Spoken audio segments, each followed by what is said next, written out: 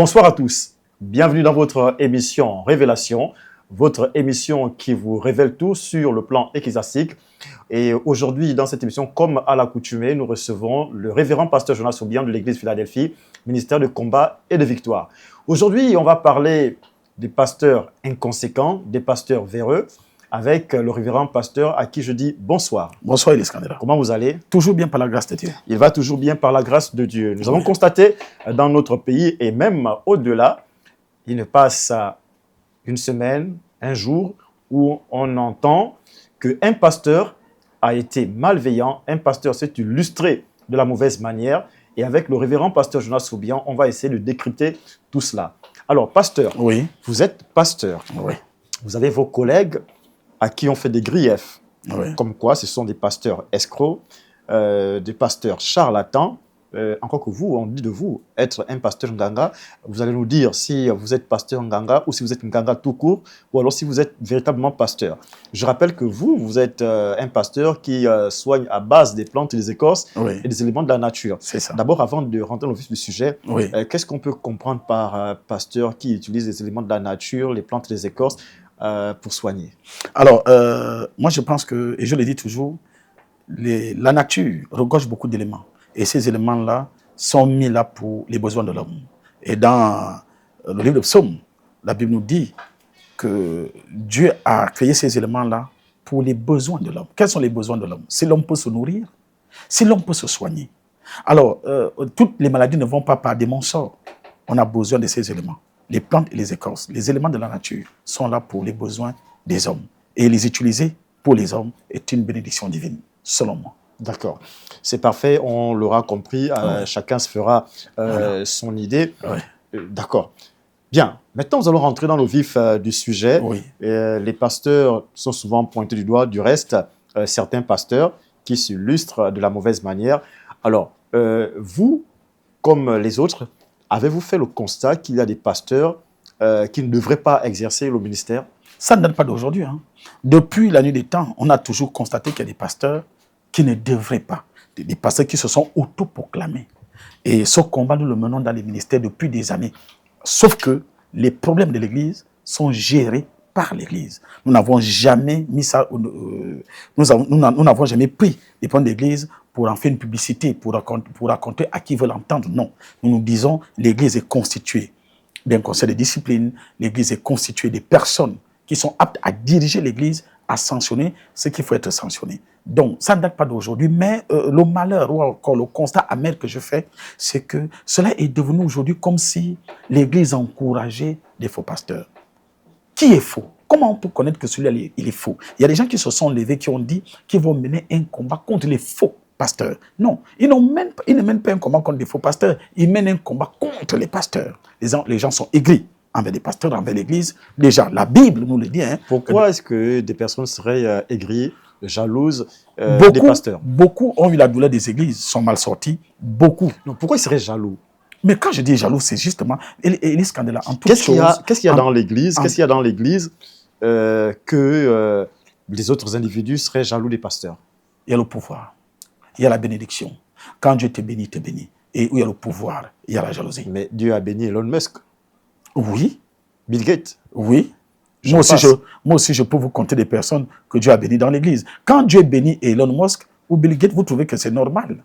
Mais si c'était un pasteur qui était l'homme le plus riche au monde, déjà, dès qu'on voit un pasteur qui est riche, qui a une vie stable, on dit toujours qu'il escroque les brebis et on traite de faux pasteurs. Non, mais ça parce qu'on n'a pas vu le pasteur créer ni travailler, on a vu le pasteur qui est assis, ou debout devant un pupitre est-ce que vous connaissez les réalités des pasteurs? Qui vous a dit qu'il suffit de s'asseoir sur un pupitre? On a envie de savoir c'est quoi les réalités des pasteurs. Non, voilà pourquoi j'en reviens. Il faut que vous compreniez une chose. L'Église est comme une administration. L'Église n'a pas seulement un côté spirituel, donc l'Église aussi a un côté administratif. Tout est bien organisé parce que le Dieu que nous servons est un Dieu d'ordre. Et l'Église a des besoins. L'Église a des employés. Un pasteur n'est pas un ange, c'est un humain qui a une femme, qui a des enfants, qui a besoin de Dieu. Écoutez-moi. Les besoins de l'Église, Dieu est là pour les régler. Il y a des réalités, Elis Kandela. Vous pensez que Dieu fait tomber l'argent du ciel dans chaque église? Mais vous, quand je dis vous, non pas vous, Jonas Obiang, Oui. mais les pasteurs, certains pasteurs, Oui, quand vous parlez... ils disent aux fidèles en longueur de journée, Oui. si vous n'avez pas Dieu avec vous, vous ne pouvez rien avoir. Alors, il faut bien comprendre ça. Alors, et les gens se posent la question, pourquoi alors vous demandez aux fidèles de pouvoir faire des choses pour l'Église si on doit demander directement à Dieu? Le pasteur, lui, qui est en contact direct avec Dieu, il pourrait directement demander à Dieu de régler les problèmes existentiels de l'Église. Vous êtes musulman? Moi, non. Que je sache. Bon, ok. À une époque, j'avais appris que vous étiez musulman. Dieu merci, vous avez encore changé. J'espère que vous allez terminer chrétien. Mais si vous étiez musulman, je vais vous poser la question qu'à la mosquée, l'imam qui parle avec Dieu, il reçoit les chèques de Dieu?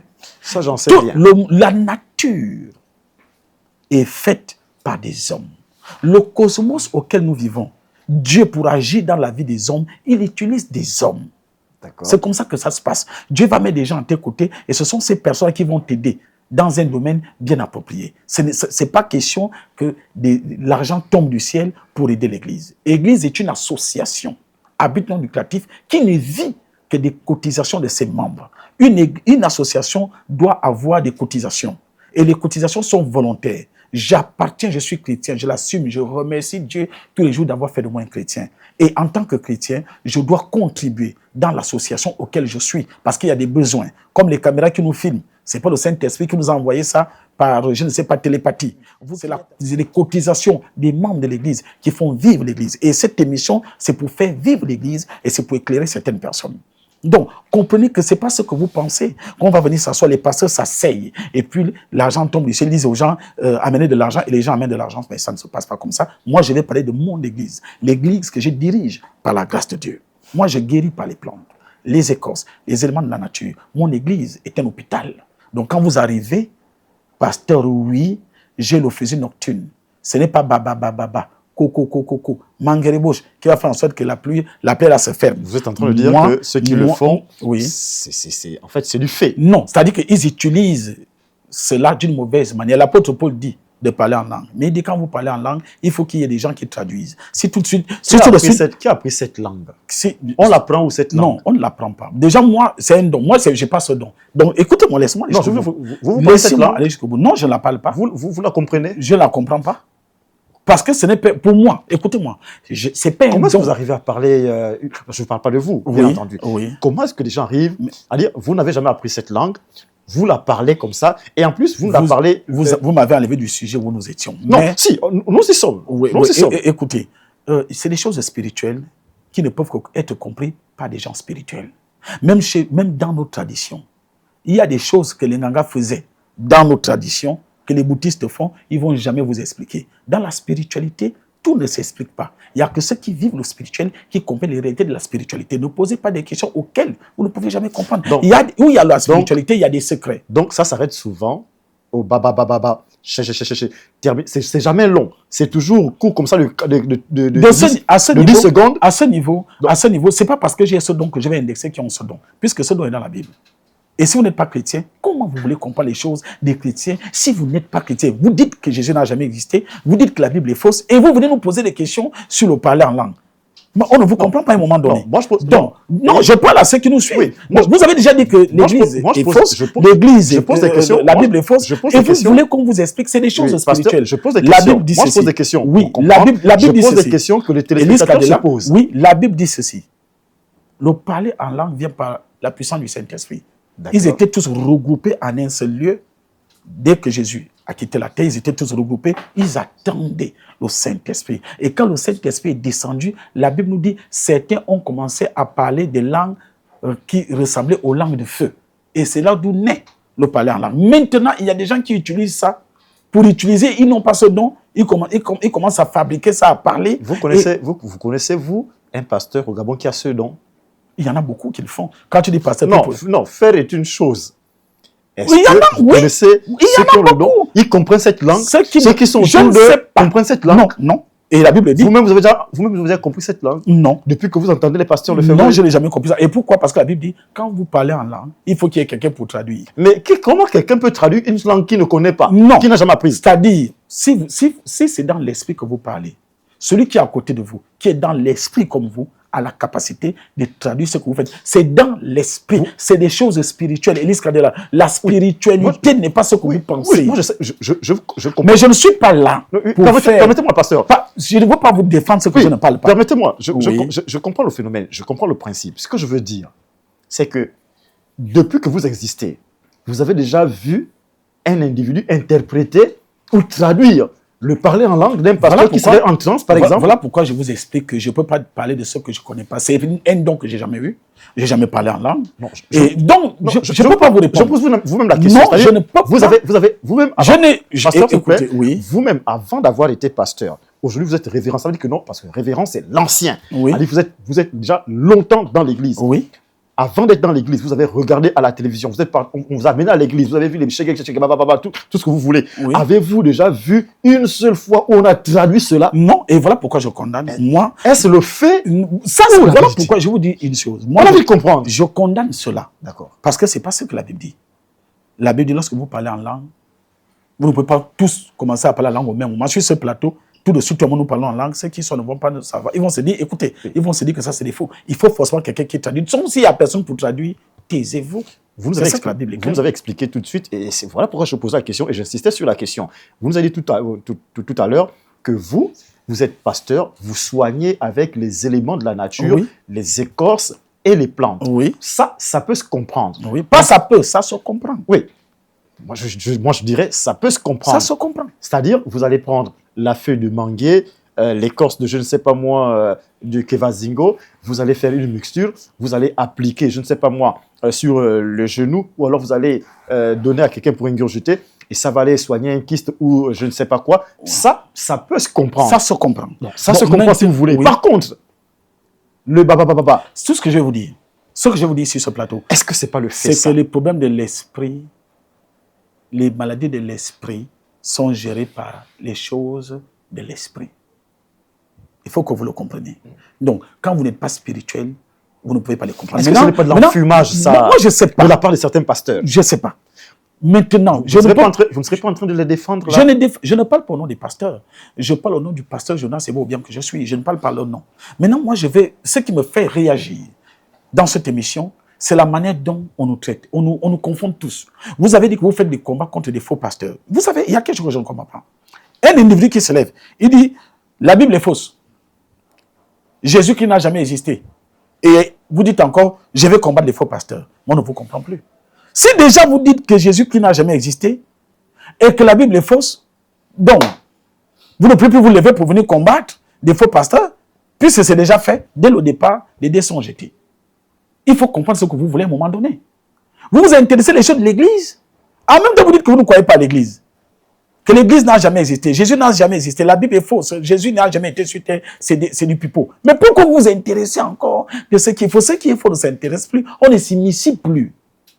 Et maintenant, je vais dans une réalité qui est. Vous dites, j'ai entendu un monsieur dire qu'un homme qui vit par les dîmes et les offrandes ne peut pas me parler.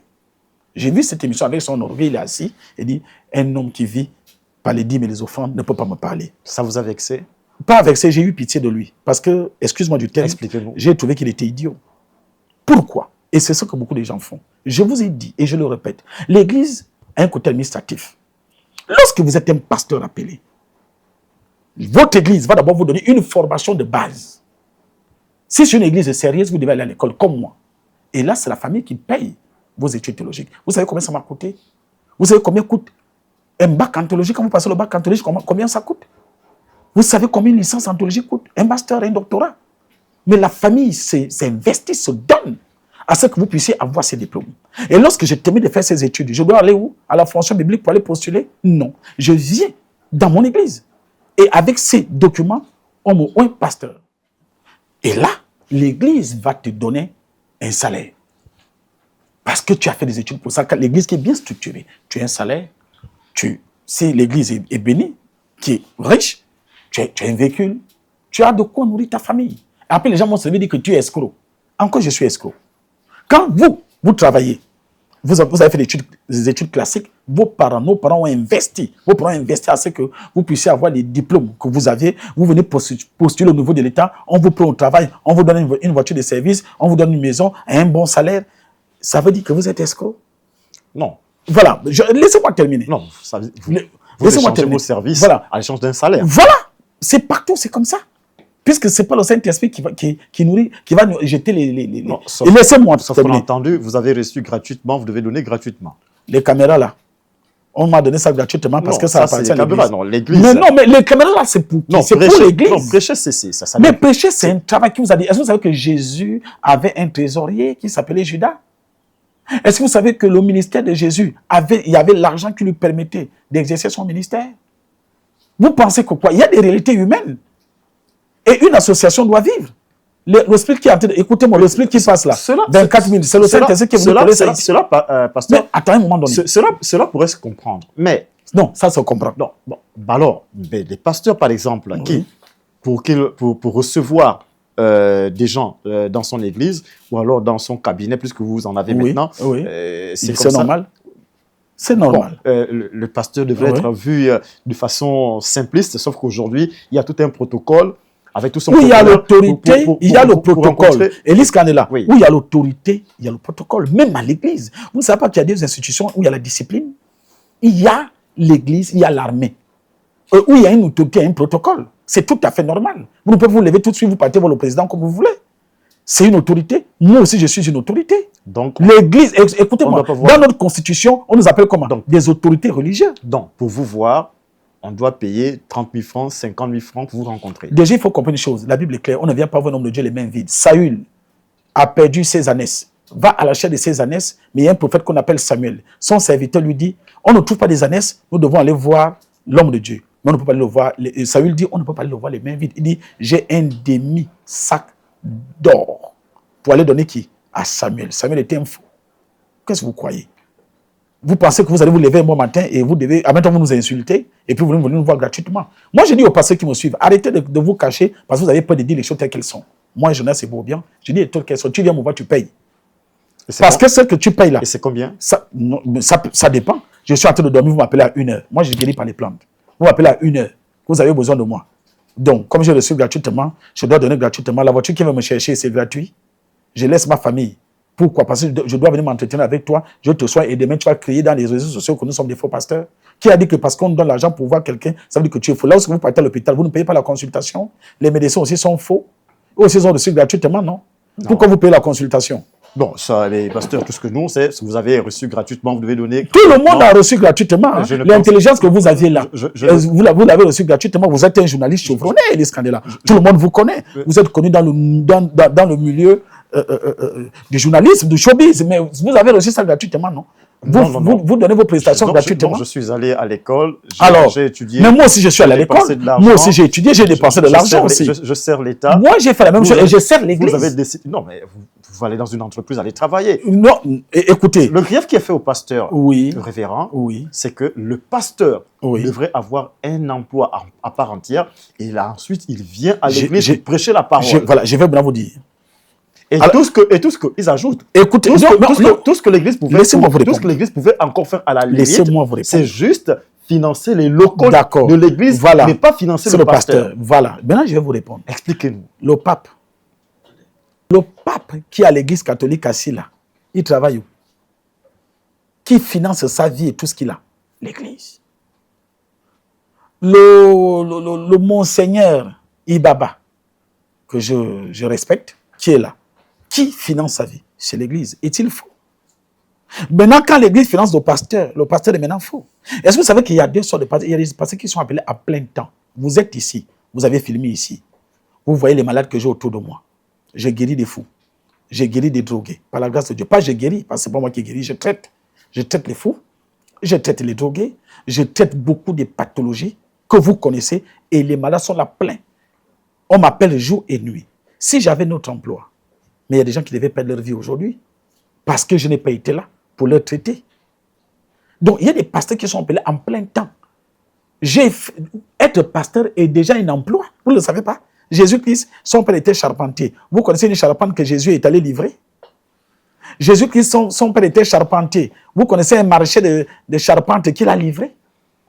Alors, il a fait sa mission sur terre. Et sa mission était de prêcher, de guérir et de soigner. Et moi, je suis disciple de Jésus-Christ. pasteur de Jésus-Christ. Il n'était pas payé pour ça, Jésus-Christ. Si. Non. Judas l'a trahi à cause de quoi?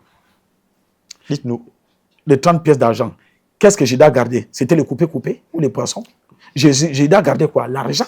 Et l'argent, là, ça tombait du ciel. Ça voudrait dire quoi? Que non, donc Jésus recevait de l'argent et Jésus ne partageait pas avec les autres. Et du coup, non, là, vous changez de contexte. Vous changez de contexte. Non. Ça ne veut pas dire que Jésus ne partageait pas. J'essaie d'apporter mon analyse par rapport à ce que ça vous dites. Ça ne veut pas dire que Jésus ne partageait pas. On a vu ici, écoutez, on a vu sur notre chaîne nationale, des personnes qu'on a jugées.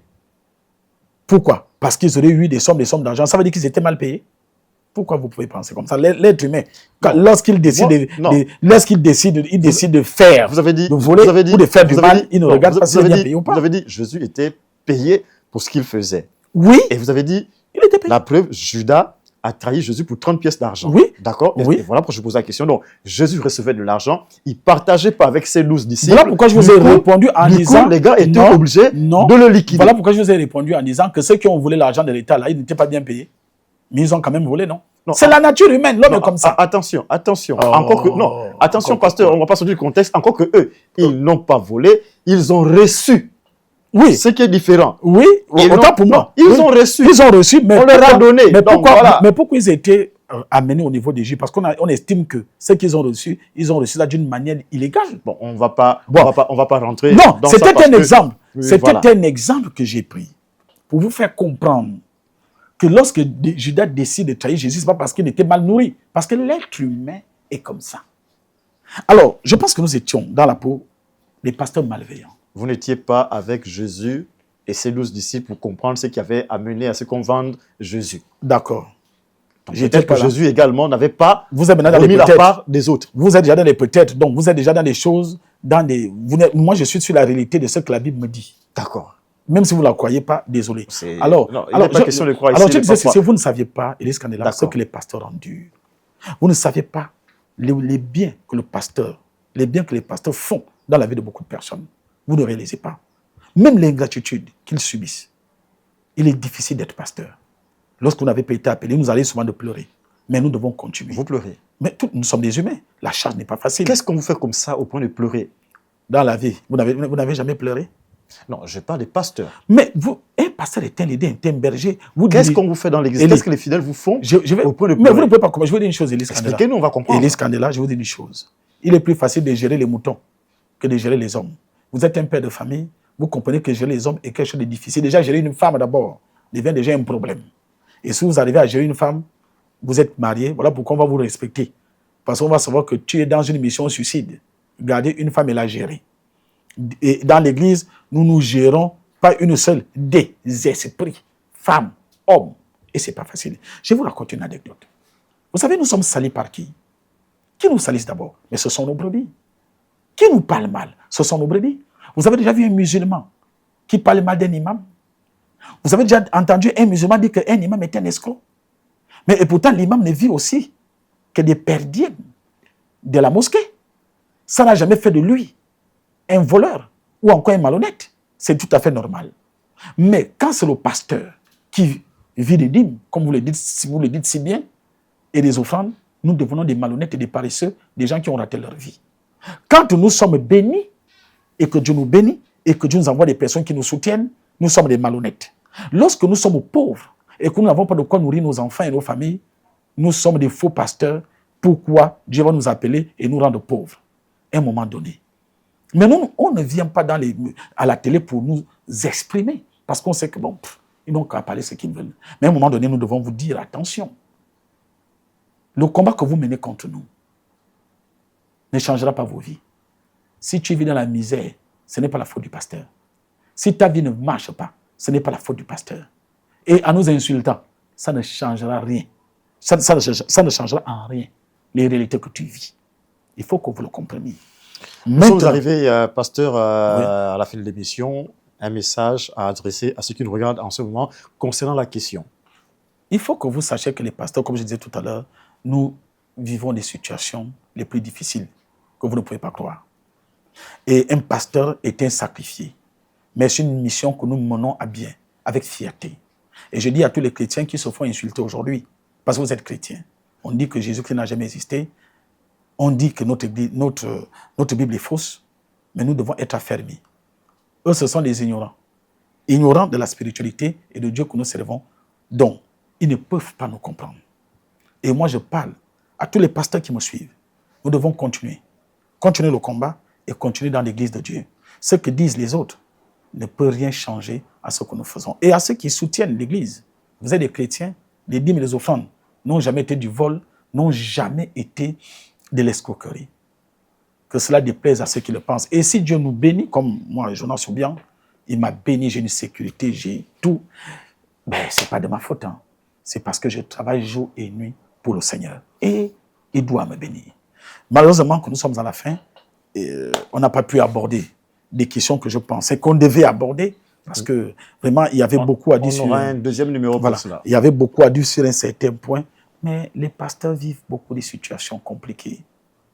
Nous avons des brebis qui se bavardent d'église en église. En nous faisons quoi? En nous parlons mal. Mais nous allons continuer le combat. Et Élise Kandela, vous avez dit que vous combattez les faux pasteurs. Mais je vais dire devant cet écran... Non, pas Élise Kandela. Oui, ceux qui disent qu'ils combattent les faux pasteurs, ils ne combattent pas les faux pasteurs, ils combattent les pasteurs. Et je déplore ces pasteurs aussi que j'étais d'immatures, qui se lèvent pour aller faire un débat télévisé avec des personnes qui disent qu'ils ne croient pas en Jésus-Christ, qui ne croient pas à la Bible, et vous vous levez pour aller faire un débat télévisé avec eux. Non, il faut expliquer. Non, on ne peut pas expliquer car ils ont déjà une manière de voir la Bible. Dit, hein, ne discutez pas sur des opinions. Tu crois que la Bible est fausse, c'est ton problème. Élise Kandela, je vous dis une chose. Moi, je préfère croire que de ne pas croire. Parce que quand je crois, je ne perds rien. Si vraiment il est vrai que Jésus n'a jamais existé, oui, et que la Bible est fausse, les faits que moi j'ai cru, si je meurs, et arrivé là-bas, l'arrêter que Jésus n'a jamais existé et que la Bible était fausse, je ne perds rien. Parce que j'ai cru. Mais imaginez-vous que vous avez passé tout votre temps à combattre l'Église. La Bible dit que Jésus n'a jamais existé et que vous mourrez, vous vous rendez compte que c'est vrai. Vous avez perdu quelque chose. Donc moi, je préfère croire. D'accord. Et on va s'arrêter par là pour revenir au prochain numéro sur les autres questions. Mesdames, Messieurs, merci de nous avoir regardés et d'avoir su si bien nous accompagner. Nous allons nous retrouver dans le cadre d'un autre numéro avec d'autres questions. Aujourd'hui, nous avons parlé de la question des pasteurs malveillants et le pasteur Jonas Soubian de l'église Philadelphie, ministère des combats et des victoires, nous a édifié sur la question. Je rappelle au passage que le révérend pasteur Jonas Soubian guérit par les plantes, les écorces et les éléments de la nature. Vous pouvez donc l'appeler au numéro qui s'affiche au bas de votre petit écran afin de pouvoir le solliciter pour venir à bout de vos pathologies. Merci et bonne soirée à tous.